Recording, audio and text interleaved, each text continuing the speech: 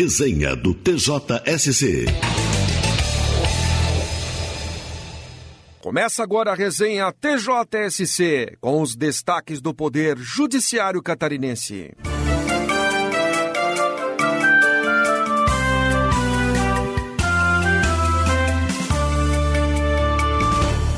Político ofendido por internauta no Facebook terá direito a receber danos morais. Mais informações com a repórter Gabriela Halpe. A primeira Câmara Civil do TJ manteve sentença que condenou o internauta a pagar indenização por danos morais no valor de R$5 mil a vice-prefeito de município do Meio-Oeste catarinense por publicação ofensiva em rede social. Segundo o político, o réu postou em sua página no Facebook informações difamatórias e inverídicas em relação à sua pessoa, de forma a denegrir sua imagem e honra perante os eleitores da cidade. Em apelação, o réu alega que não atuou com dolo ou culpa, uma vez que não teve a intenção de denegrir a imagem do requerente, mas apenas fazer uma crítica à administração pública do município onde reside. Ele lembrou ainda que a Constituição Federal assegura a liberdade de expressão do pensamento e que não ficou configurado qualquer dano moral. O desembargador Raulino Brinin,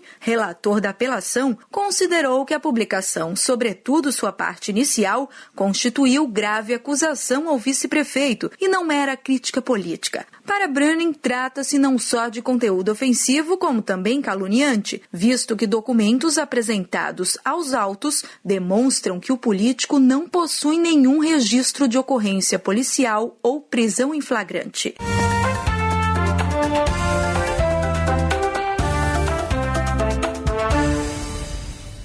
Jovem acusado injustamente de furtar pé de chinelo será indenizado com sua família. Detalhes com o repórter Diego Souza. Um supermercado do litoral norte do estado terá de indenizar um adolescente de 17 anos, seu pai e sua madrasta em R$20 mil, após acusar injustamente o jovem de furto de um par de chinelos, adquirido em um outro comércio horas antes. O rapaz, no momento em que sofreu a acusação, apresentou a nota fiscal do produto, providência que não satisfez o estabelecimento, que insistiu na acusação, registrou o ato infracional e forçou o adolescente a comparecer à audiência de apresentação, em que a ação acabou arquivada a pedido do Ministério Público. O fato aconteceu em dezembro de 2011, quando seguranças abordaram a família na saída do estabelecimento, sob argumento de que o adolescente havia entrado descalço e saído com o calçado. Em apelação, o supermercado pediu a redução da indenização fixada para o adolescente de R$10 mil, enquanto o pai e a madrasta defenderam a compensação moral também para eles. O desembargador André Carvalho, relator da matéria, negou o pedido do supermercado. Para o magistrado, a família foi exposta a situação extremamente constrangedora, o que leva à indenização por danos morais. Foi fixado o valor de R$5 mil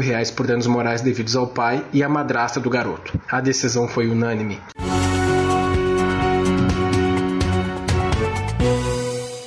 A Secretaria de Gestão Socioambiental do Tribunal de Justiça acompanha com satisfação os últimos resultados divulgados pela Diretoria-Geral Administrativa sobre a redução no consumo de papel, tanto na sede do TJ quanto nas 111 comarcas distribuídas pelo Estado. O decréscimo registrado atingiu 21% em comparativo entre os primeiros semestres de 2016 e 2017. Em números absolutos, isso significa dizer que 10 mil resmas, ou 5 milhões de folhas de papel A4 deixaram de ser consumidas nesse período, com a economia de cerca de R$140 mil. Sem contar que o material utilizado pelo Judiciário é composto de folhas recicladas a partir do bagaço da cana-de-açúcar. A redução nos níveis de consumo, aliás, já havia sido registrada entre os anos de 2015 e 2016. Na ocasião, o decréscimo foi de 9,31%. Na prática, quase uma carreta de papel deixou de ser descarregada no almoxarifado do Judiciário naquele ano.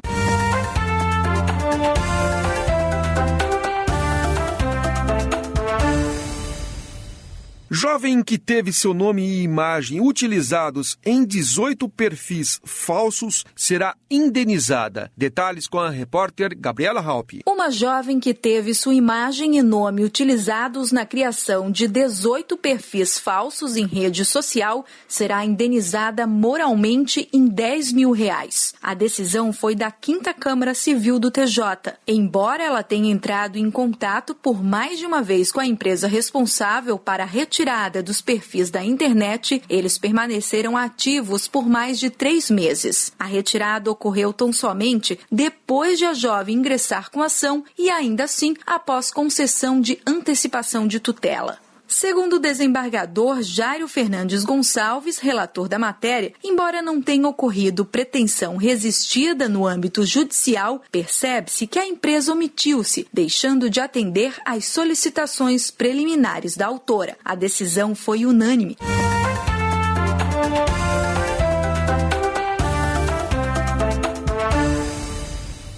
Tribunal condena cobradora que extrapolou e ultrapassou limites para receber dívida. Mais informações com o repórter Diego Souza. Uma mulher que vive da concessão de empréstimos pessoais mediante cobrança de juros terá de indenizar funcionária pública da capital em R$5 mil após extrapolarem esforços para a cobrança de uma dívida. A decisão foi da 2ª Câmara Civil do Tribunal de Justiça. O débito em questão, informam os autos, nem sequer fora contraído pela autora da ação. Em verdade, conforme comprovou a demandante, as cobranças eram referentes a empréstimo concedido a seu irmão. A servidora pública relata que, ainda assim, passou a sofrer intensa pressão da cobradora, a quem classificou como agiota, consistente em aparições diárias em seu local de trabalho e residência, ligações telefônicas constantes e mensagens de texto e voz com xingamentos e despauterios em geral. O caso ultrapassou a esfera civil e transformou-se em uma ação penal. Nela, a cobradora chegou a admitir o assédio, porém o justificou sobre o argumento de que a funcionária protegia o irmão inadimplente, que lhe devia há mais de 3 anos. As informações acabaram confirmadas no transcurso da ação. O desembargador Newton Trisotto foi o relator da apelação. A decisão foi unânime.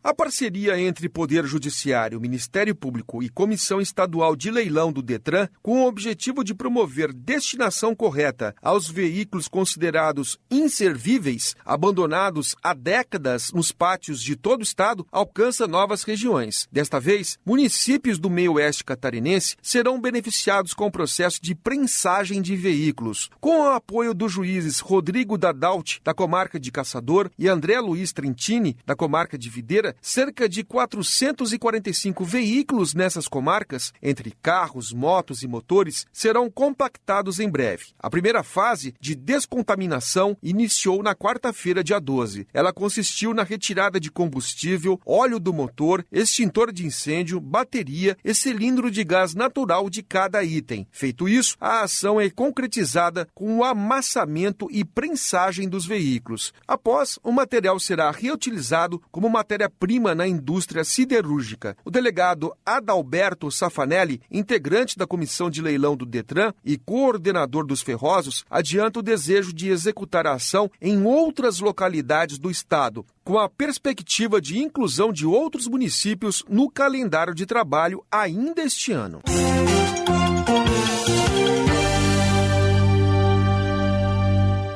No quadro Entrevista, o jornalista Diego Souza conversou com o desembargador Ricardo Pipe Schmid, do Tribunal de Justiça do Rio Grande do Sul, sobre soluções de conflitos pré-processuais. O jornalista Diego Souza conversou com o desembargador Ricardo Pipe Schmid, do Tribunal de Justiça do Rio Grande do Sul, sobre soluções de conflitos pré-processuais. Acompanhe a entrevista. Eu começo te perguntando quando começaram a ser estudados e efetivamente aplicados essas alternativas de solução de conflitos? Na verdade, isso é muito recente no Brasil. Nós poderíamos demarcar assim, um momento importante desses métodos alternativos de solução de conflitos, que foi a criação dos velhos juizados de pequenas causas. Isso surgiu de forma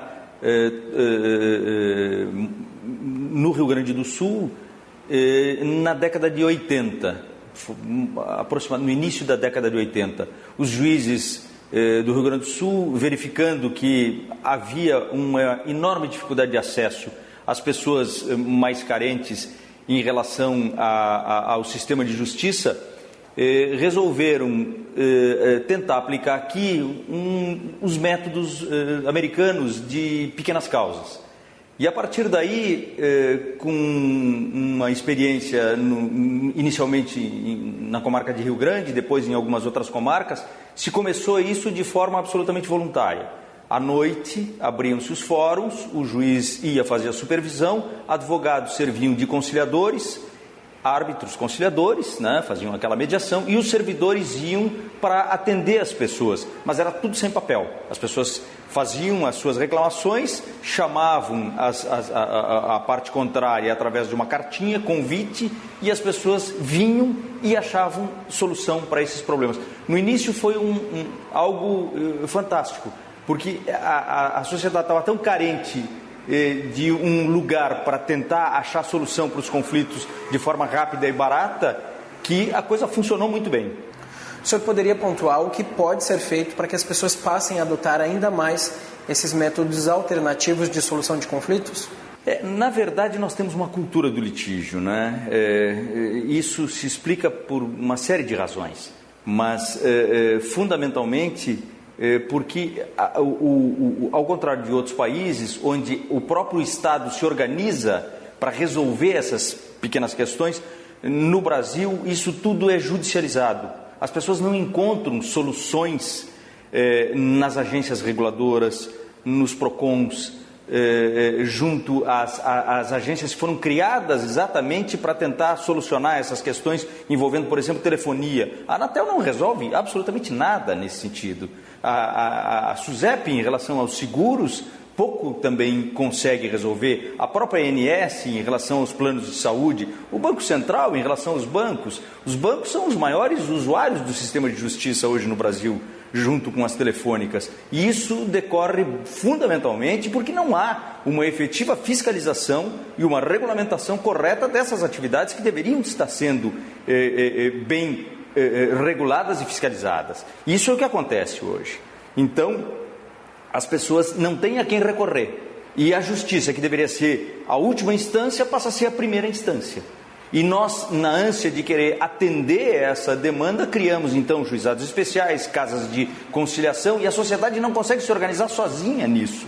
Em outros países isso é feito por outras instituições que não a justiça. A justiça se reserva o papel de decidir ao final quando essas outras instâncias não funcionam. No Brasil essas instâncias não funcionam, as pessoas não têm a quem recorrer e acabam judicializando absolutamente todas as suas pequenas querelas e pequenos problemas. Por isso a importância dos juizados especiais cíveis, os velhos juizados de pequenas causas, porque é uma justiça barata, porque é gratuita, é uma justiça onde até 20 salários mínimos as próprias pessoas podem fazer as suas reclamações sem a necessidade de advogado, e é muito mais rápido. A íntegra da entrevista pode ser acessada nas redes sociais do Tribunal de Justiça de Santa Catarina.